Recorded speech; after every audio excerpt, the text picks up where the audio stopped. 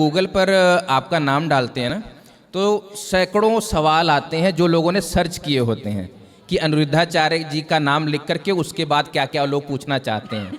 उसमें से एक सवाल बार बार आता है कि महाराज जी एक कथा करने का कितना पैसा लेते हैं? आप एक करा लो, पता चल जाएगा। लोग गूगल पर पूछ रहे हैं वही बात। ऐसा है, कथा लेते भी हैं कि नहीं? कथा कराने का कोई शुल्क हम नहीं लेते, डिमांड नहीं करते। जो आप देना चाहें जी। अपनी श्रद्धा से, स्वेच्छा से वो आप देते हैं। तो जो दे दे कोई वो ले लेते हैं, क्योंकि यहाँ सारे कार्य पैसे से ही चल रहे हैं। बिल्कुल। तो कोई मांग नहीं है कि नहीं जी आप इतना ही दो।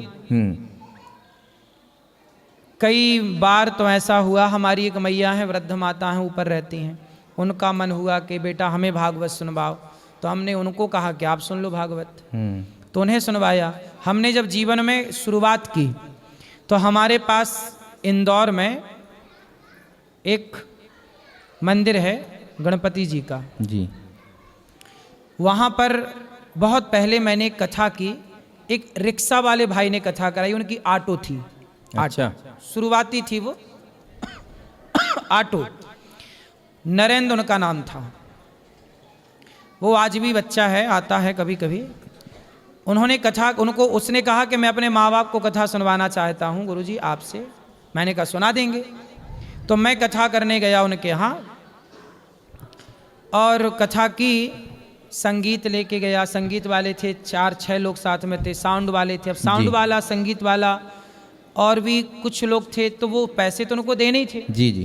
पर उन्होंने जब कथा करवाई तो पूरी जब कथा 7 दिन की हुई तो उन्होंने लगभग 2000-3000 रुपये 7 दिन की कथा के लगभग इतने रुपए दिए थे।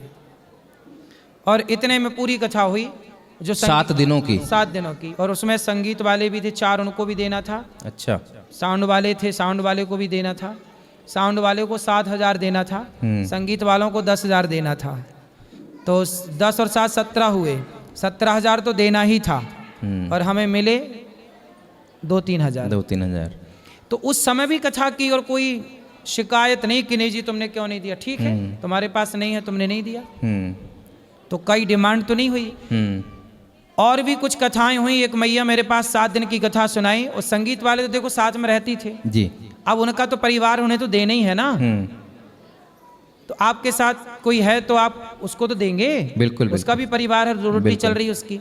मैंने कथा की और मैया ने 7 दिन की कथा सुनी, और उसके बाद एक तुलसी का पत्ता लेकर आई। बोले बेटा ये कथा की दक्षिणा आपकी। मैंने स्वीकार किया। मैंने पलटकर कभी नहीं कहा कि आप मुझे ये क्यों दे रही हो, जबकि खर्चे ही कम से कम उस समय भी 20 से 25 हजार के तो खर्चे ही थे। फिर आने जाने का रिजर्वेशन अलग था। भाई जाओगे आओगे तो पैसे तो लगेंगे। तो महाराज जी सब चीजें इस खर्चे में चली आई हैं, कभी हमने डिमांड नहीं की।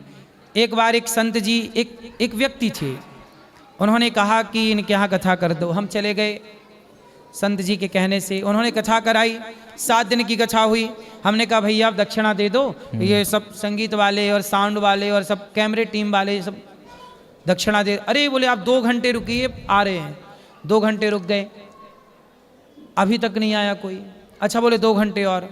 2 घंटे करके भैया पूरा दिन खत्म हो गया। पैसे नहीं दिए, 1 रुपए नहीं दिया। 1 रुपए कि चलो 11 रुपए तो दें, 1 रुपए भी नहीं दिया। और हमने सारी टीम उठाई, सब कहा आप चलो घर चलते हैं। ले आए। जाने का किराया, जबकि वो हमारे यहाँ से 500 किलोमीटर दूर। अब 500 किलोमीटर दूर जाने का रिजर्वेशन उस समय 300 रुपये एक व्यक्ति का रिजर्वेशन में खर्चा था। तो अब हम लोगों की टीम ही कम से कम 12-15 लोगों की थी आराम से। ठीक है, अब ये सब सिस्टम, साउंड सिस्टम का पैसा देना पड़ता है, संगीत वालों को देनी है ना सब। जी जी। लेकिन उन्होंने 1 रुपए नहीं दिया। और वो कहते कि अच्छा बोले आप जाओ कल देंगे। उन्होंने क्या बोला कि अच्छा आप लोग जाओ, हम कल आपके खाते पर। वो इस बात को आज ना 10 साल से ज़्यादा हो गए, आज तक ना उन्होंने 1 रुपए दिया, ना हमने उनको आज तक फ़ोन लगाया कि 1 रुपए दो। कोई चंडीगढ़ में बैठा है, कोई अमृतसर में है, कोई बनारस में है, महाराज जी को बुलाना चाहे प्रवचन के लिए, तो क्या दिमाग में रख के चले अपना खर्चा? खर्चे आप खुद देख लीजिए कि हम बता देंगे आपको ना खर्चे, जी कि खर्चे इसका इतना है, इतना इसका है, इसका इतना है, वो खर्चे दे दीजिए, हमें कुछ मत दीजिएगा।